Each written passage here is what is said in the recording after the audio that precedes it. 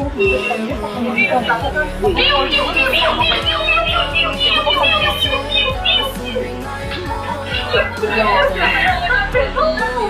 13-year-old boy named Kosta Kekmanovic was a quite kid. He's a great student. He went to various competitions for school. Everyone praised him for being a nice kid. But he was bullying from kids in school. He told his parents and teachers that, but no one took it seriously. He couldn't take it. He made a list of children who abused him. He made a plan for school, and one morning he killed his 8 peers. He set fire to the entrance to the school, but he panicked and he called the police himself. And when they arrested him, he said, "I shot because I'm psycho." This is the list of children he planned to kill. He made a school entrance and exit plan, which was found on his desk. He wrote that he'd set priority targets. The list looks like something out of a video game or horror movie. This indicates that he planned in detail how to enter which classroom and which children to kill from the 7th, 6th and 8th grades, with the exact number of targets. अस्सलामु अलैकुम दोस्तों, मेरा नाम है हसीब शफकत और आप देख रहे हैं हसी टीवी। सर्बिया का एक 14 साल का बच्चा जो कि स्टूडेंट था, उसका नाम है कोस्टा केस्मोनोविक। ये एक बहुत ही चुपचाप रहने वाला ज़हीन तरीन बच्चा था। लोग इससे बहुत ज़्यादा प्यार करते थे, इसकी तारीफ़ें करते थे क्योंकि ये पढ़ाई के अंदर बहुत ही ज़्यादा तेज़ था। ये अपनी क्लास में सबसे टॉप के स्टूडेंट्स में से एक था। लेकिन एक चीज़ इसकी लाइफ के अंदर ऐसी होती है जो कि टोटली इसकी लाइफ को बदल कर रख देती है। दरअसल होता कुछ यूँ है कि इसके क्लास फेलोज़ रोज़ाना की बुनियाद पर इससे बुली करना शुरू कर देते हैं, मतलब आवाज़ें कसकर इसका मजाक उड़ाते हैं। जैसा कि आप इस वीडियो में देख सकते हैं कि जैसे ही अपने क्लास फेलोज़ के पास आता है तो उसके क्लास फेलोज़ इसके ऊपर आवाज़ें कस के इसको बुली करना शुरू कर देते हैं और ये बेचारा खामोश होकर वहाँ से चला जाता है। अब कोस्टा ये बात जाकर अपने घर वालों को और अपने टीचर्स को बताता है, लेकिन कोई भी इसकी बात को सीरियस नहीं लेता। वो सोचते हैं कि छोटा बच्चा है, बच्चे इसको तंग करते हैं तो इसमें कौन सी बड़ी बात है, ये तो सभी के साथ ही होता है। लेकिन अब की बार कुछ डिफरेंट होता है कि इस बच्चे ने अपने घर जाकर इन तमाम बच्चों की लिस्ट बनाई जो कि इसको स्कूल के अंदर रोज़ाना की बुनियाद पर बुली करते हैं, और स्कूल का पूरा नक्शा बनाया कि किन किन बच्चों को इसने किस रास्ते से गुजरकर कत्ल करना है। इन तमाम बच्चों के नाम जो कि इसको स्कूल के अंदर बुली किया करते थे, और स्कूल का मुकम्मल नक्शा इसने एक पेपर पर ड्रॉ करके तैयार किया और बिल्कुल इसी प्लान के मुताबिक इसने अगले दिन ऐसा ही किया। कोस्टा ने बदला लेने के लिए अपने बाप की बंदूक उठाई और स्कूल के अंदर जाकर इसने 8 लोगों को कत्ल कर दिया, जिसमें इसकी क्लास फेलोज़ लड़कियां, इसके अलावा इनके सिक्योरिटी गार्ड और हिस्ट्री का एक प्रोफेसर भी शामिल था। आप वीडियो में देख सकते हैं कि इस वाक़े के बाद पुलिस वाला इन तमाम नक्शों को और इन बच्चों के तमाम नामों को मीडिया पर दिखा रहा है, जो कि बता रहा है कि कोस्टा किस कदर ज़हीन बच्चा था। इस तमाम वाक़े के बाद इसने घबरा कर खुद ही पुलिस को कॉल की, और जब पुलिस मौके पर पहुंची और इससे पूछा कि इसने ऐसा क्यों किया, तो कोस्टा ने जवाब दिया कि मैं ज़हनी मरीज़ हूँ, साइकेट्रिक पेशेंट हूँ। कोस्टा के वालिद के पास एक गन मौजूद थी और इसके वालिद ने इसको गन चलाना सिखाया था, लेकिन इस मकसद के लिए नहीं। दरअसल सर्बिया मुल्क के अंदर अगर यूरोप के मुकाबले में देखा जाए तो यहाँ पर सबसे ज़्यादा लोगों के पास गन्स मौजूद हैं, क्योंकि यहाँ पर गन्स को लेकर कानून काफ़ी लूज हैं, बहुत ही नरम कानून है। सर्बिया के आम लोगों के पास असला रखना इनके बुनियादी हकूक में से एक माना जाता है।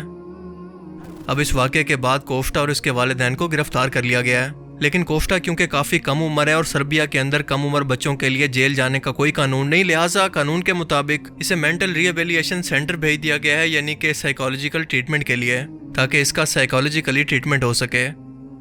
लेकिन ये वाक़या इस वक्त पूरी दुनिया के अंदर हलचल मचा चुका है और पूरी दुनिया के अंदर इस पर डिस्कशन हो रही है। ये बहुत ही अफसोसनाक वाक़या है और इसके साथ साथ एक लम्हा फिक्रिया भी है कि इतने शरीफ और चुप रहने वाले बच्चे के अंदर आखिर इतनी हिम्मत और बेखौफी आखिर कैसे पैदा हो गई कि इसने अपनी जान तक की परवाह नहीं की। तो इसका सीधा सा जवाब है कि सोसाइटी के अंदर कोई भी क्रिमिनल बनता नहीं है, बल्कि सोसाइटी इसको क्रिमिनल बनाती है। जब भी किसी माशरे के अंदर किसी भी शख्स के साथ इंसाफ नहीं होता, अगर वो शरीफ इंसान है, उसे मुसलसल टॉर्चर किया जाए, इसके साथ नाइंसाफ़ी हो, आप इसके मसाइल पर तवज्जो ना दें, मुसलसल इसको इग्नोर करें, इसकी तकलीफ़ों का एहसास ना करें, तो इसके बदले के अंदर वो क्या करेगा? जाहिर है कि वो बगावत ही करेगा या फिर क्राइम के रास्ते पर चलेगा। और ये सिर्फ इस बच्चे का केस नहीं है, बल्कि हमारी सोसाइटी का ओवरऑल बिहेवियर दरअसल कुछ ऐसा ही है, हमारी गवर्नमेंट्स का हमारे लोगों के साथ भी। जब भी सोसाइटी या गवर्नमेंट आम लोगों के हकूक पर तवज्जो नहीं देती, इन्हें एहसास मरूमी का एहसास दिलवाती है, इन पर बेजा जुल्म करती है, तो सोसाइटी के अंदर इसी तरह से क्रिमिनल पैदा होते हैं, वो पहले से क्रिमिनल नहीं होते। सो ये एक साइकोलॉजिकल प्रॉब्लम है जो कि सोसाइटी खुद से क्रिएट करती है। और बच्चों के अंदर ये चीज़ उन्हें कम उम्र के अंदर ही बुली करने से शुरू होती है। लिहाजा अपने बच्चों पर ख़ास तवज्जो दें कि वो क्या सोचते हैं, क्या महसूस कर रहे हैं, परेशान हैं तो क्यों परेशान हैं, ताकि आप अपने बच्चे को बेहतर तौर पर समझ सकें। हैरत अंगेज़ तौर पर इस वाक़े के बाद इस बच्चे को इंटरनेट पर काफ़ी सपोर्ट किया जा रहा है कि उसने ये काम करके बहुत अच्छा किया। अब लोगों के इस अजीब बिहेवियर की आखिर वजह क्या है? तो इसका जवाब बहुत ही सिंपल है कि लोग इससे खुद को रिलेट कर पा रहे हैं, क्योंकि हमारे मोस्ट ऑफ द केसेस के अंदर स्कूल्स के बच्चों के साथ बिल्कुल ऐसा ही मेंटल टॉर्चर मुसलसल होता आ रहा है, लेकिन अपनी ज़िंदगी के किसी भी मकाम पर वो इसका इजहार नहीं कर पाए। इसीलिए कोस्टा के बारे में इनके लिए काफ़ी सिंपैथी है कि इसने बिल्कुल ठीक किया। इन बुली करने वाले बच्चों का बिल्कुल यही इलाज था। ये काफ़ी अलार्मिंग सिचुएशन है, लेकिन मैं ऐसा नहीं मानता। मेरे मुताबिक इसके कसूरवार वालिदैन और टीचर ये दोनों सबसे पहले हैं, क्योंकि तरबियत का काम और इन बुली करने वाली लड़कियों की अखलाकियात और तरबियत का काम इनके वालिदैन का था, जिसके अंदर वो नाकाम रहे, जिसका नतीजा सबको भुगतना पड़ा। देखें, अगर आप एक बिल्ली को किसी कैद के अंदर रख कर उस पर मुसलसल तशद्दुद करें, उसको भागने का रास्ता ना दें, तो आखिरकार अपनी जान बचाने के लिए ये बिल्ली भी, जो कि एक छोटा सा जानवर है और इंसानों पर हमला नहीं करता, लेकिन इस सिचुएशन के अंदर अपनी जान बचाने के लिए वो आप पर हमला ज़रूर करेगा, क्योंकि आपने उसके पास कोई दूसरा ऑप्शन छोड़ा ही नहीं है। बिल्कुल इसी तरह से हमारे माशरे के अंदर बच्चों पर तशद्दुद करना, इन्हें बुली करना, इनमें एक मेंटल ट्रॉमा को पैदा करता है, इनकी तख्लीकी सलाहियतों को बिल्कुल ख़त्म कर देता है, जिसके बाद डिप्रेशन के अंदर रहते हुए वो क्राइम के रास्ते पर चल निकलते हैं। हमें इस मसले को सीरियस होकर समझने की ज़रूरत है। हमारे स्कूल, कॉलेजेस से लेकर यूनिवर्सिटीज़ तक सोसाइटी में हर जगह पर साइकोलॉजिकल ट्रीटमेंट की ज़रूरत है। ऐसे इदारों की ज़रूरत है जो कि लोगों का मेंटली तौर पर साइकोलॉजिकल ट्रीटमेंट करके इनको ठीक कर सकें।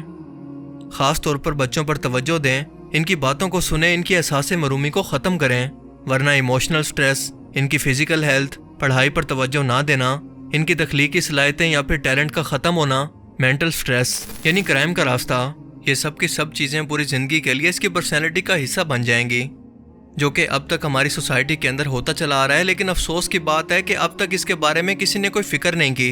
शायद हुकूमत भी यहाँ पर इंतज़ार कर रही है कि यहाँ पर भी सर्बिया जैसा एक वाक़या हो जाए, तो उसके बाद जाकर इसके बारे में सोचें। पर दुआ है कि अल्लाह करे कि कोई ऐसा वाक़या इस मुल्क के अंदर कभी भी देखने को ना मिले। मुझे उम्मीद है कि आज की इस वीडियो से आपको बहुत कुछ नया जानने को मिला होगा और ये वीडियो आपको पसंद आया होगा। अगर ये वीडियो आपको अच्छा लगा तो इसे लाइक कीजिए, और अब मैं मिलूँगा आपसे एक ऐसी ही नई इंटरेस्टिंग वीडियो में। तब तक के लिए अपना बहुत सा ख्याल रखिएगा। Thanks for watching this video. अल्लाह हाफिज़।